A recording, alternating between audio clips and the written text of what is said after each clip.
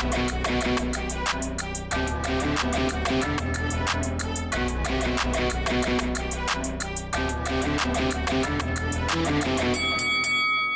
guys, welcome to Boxing Squared for boxing news and views from around the internet.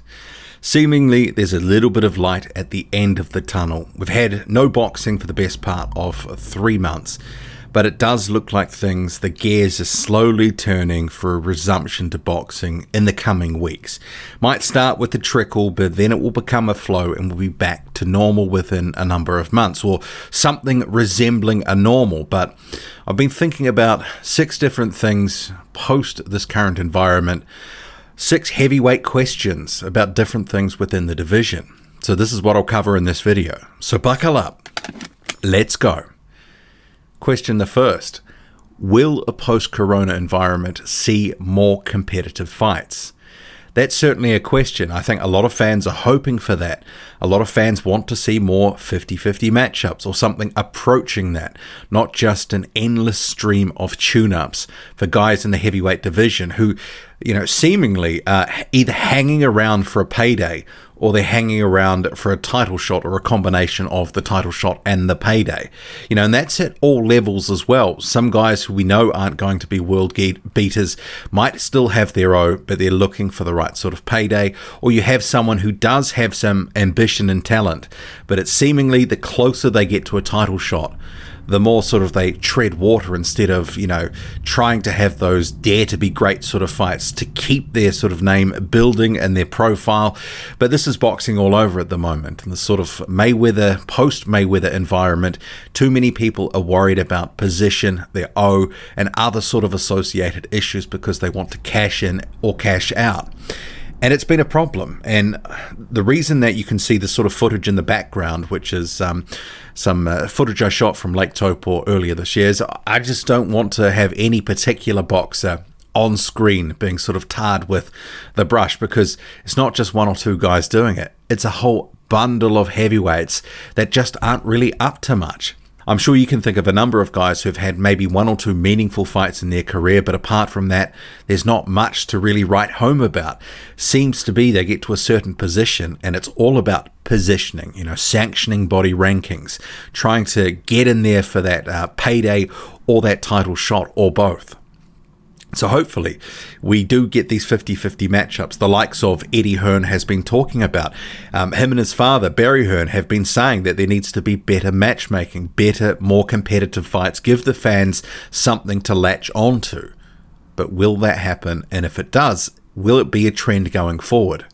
Because ultimately we've had too much of, I think, from promoters in recent years. And I know that sanctioning bodies, I'll just sort of, go off on a tangent here. Sanctioning bodies often get criticized for being a big part of the sport's demise in recent decades. But you have to remember there's a decent amount of blame, I think, that has to be shared by the respective big-time promoters and management companies that all have a vested interest to make money.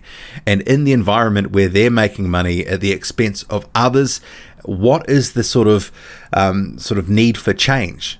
Because remember, if they're doing well in an environment where they can have cards that are mostly trash and you have a lot of heavyweights and mismatch fights often enough, but they still make money, why would they want to change?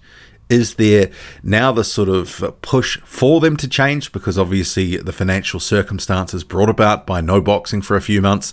Maybe we will see just a fleeting sort of, good matchups for a while. Or maybe it's just all smoke and mirrors and it'll be a resumption of, a 70 sort of 30 style of fight.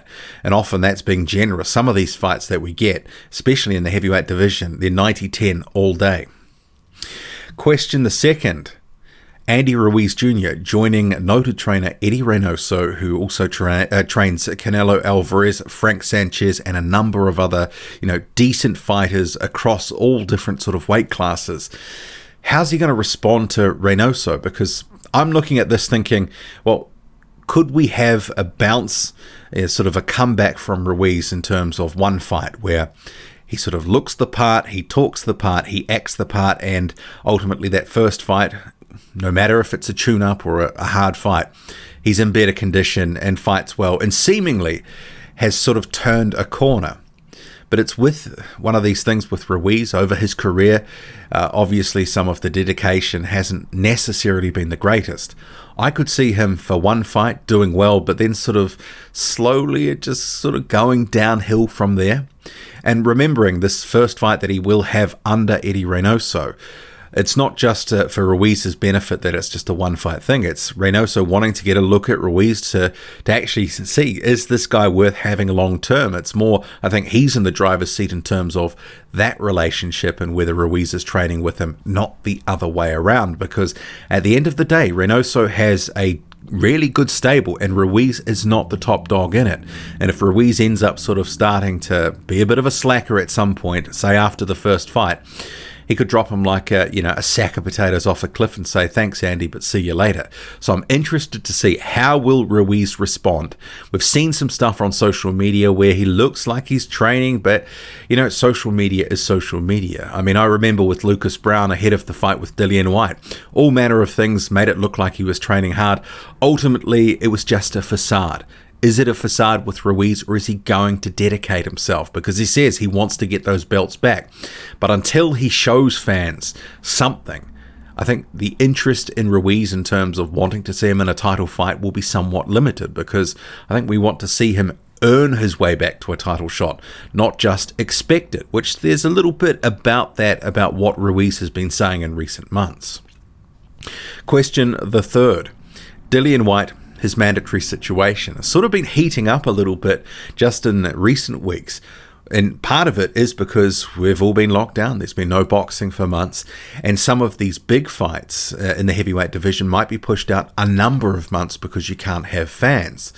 So if Wilder Fury 3 or Fury Wilder 3, whatever we're calling it, ends up happening at the end of this year or even in early 2021, what of the WBC mandatory Whyte? Because his mandatory shot was mandated for February 2021. And if they don't end up having Fury Wilder 3 until either late this year or even early next year after that date, where does that leave Whyte? What's the situation? And I'm not trying to get into the whole Dillian Whyte deserves a title shot, because, he's had his opportunities. But in this situation, it is a case of there is a line in the sand that the WBC has put there, February 2021.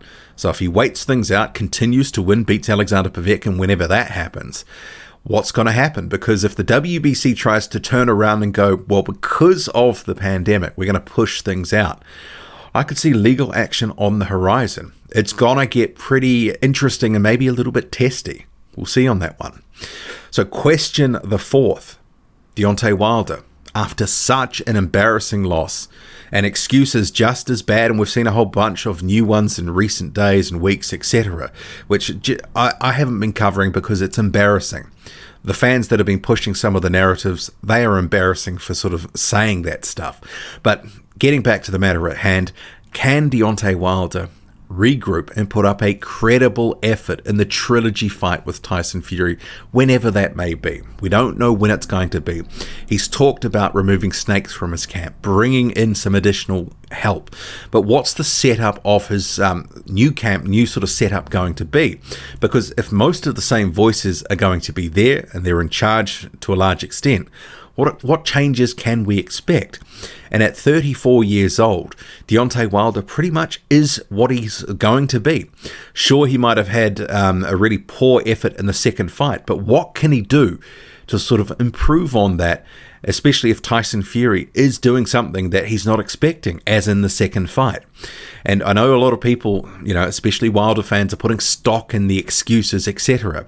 But where do they go if Deontay Wilder doesn't turn up for a third fight and put up a credible effort? I think just because the second fight was so poor from Wilder, I think he will be better in a third fight. But that's not to say it will be enough.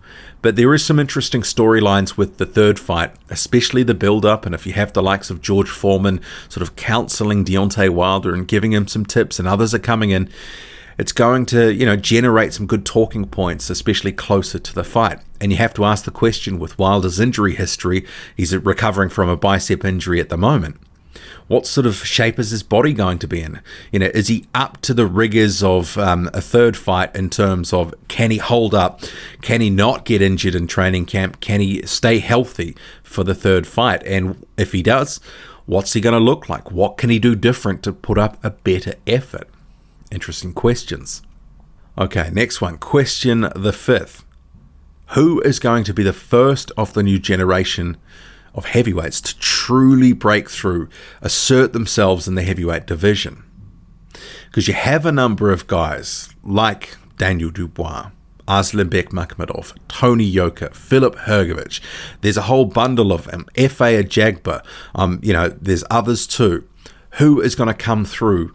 Because it's sort of at the moment, it seems like we're coming up to a transitory period in terms of the division where some of the older sort of ilk are going to start sort of fading away and retiring, and some of the new younger crop coming through, especially guys who turned pro after the 2016 Olympics. They may have been Olympians, or someone like a Daniel Dubois who turned pro in 2017.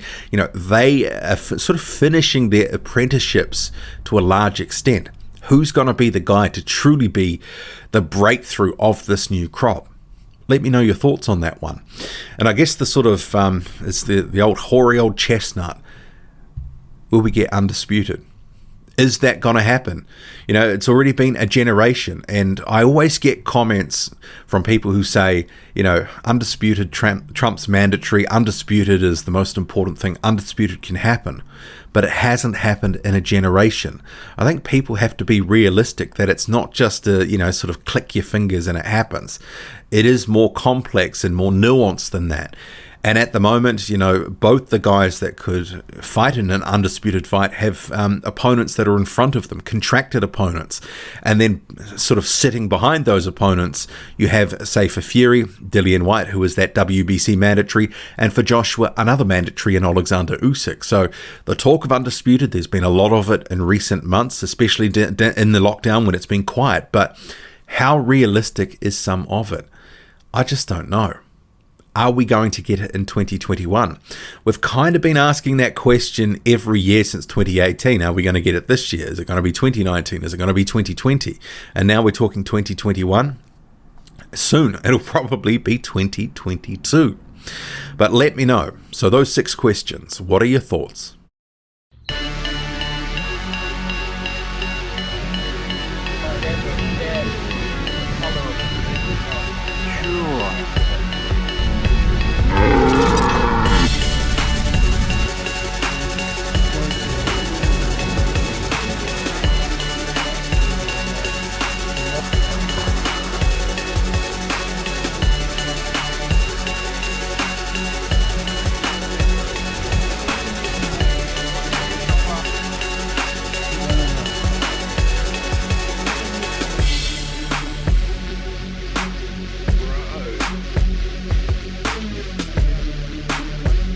Two cats that love people.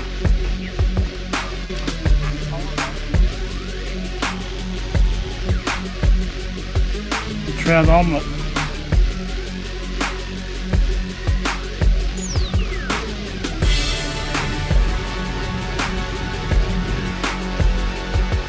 And he's nailed that fly. Moment of truth.